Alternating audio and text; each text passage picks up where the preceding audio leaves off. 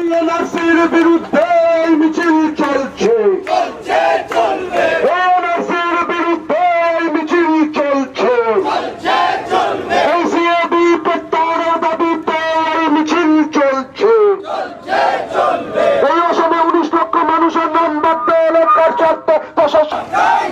এই অসমে নাগরিকপঞ্জী মানুষদেরকে ভারতের নাগরিকত্ব দিতে হবে, নৈরাগতি ছাড়তে হবে।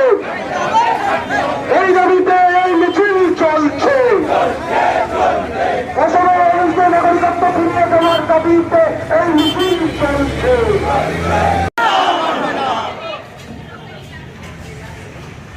এই মানুষকে তো এনআরসি বাংলায় চাই না, চাই না। এই মানুষকে তো এনআরসি মানছে না। নরেন্দ্র মোদী জবাব দাও, এই অমিত শাহ জবাব দাও। মানছি না, এই বললে তো এই গোটা দেশে এনআরসি এনআরআইসি মানছি না। এই দাবিতে যুক্ত মঞ্চ সংগ্রাম, এই দাবিতে যুক্ত মঞ্চ সংগ্রাম। এনআরসি মানছি না। অসমে 19 লক্ষ মানুষের নাগরিকত্ব করা হচ্ছে কার স্বার্থে? মোদী সরকার জবাব দাও। অসমে 19 লক্ষ মানুষের নাগরিকত্ব করা হচ্ছে, ছাড়তে হবে, ছাড়তে হবে।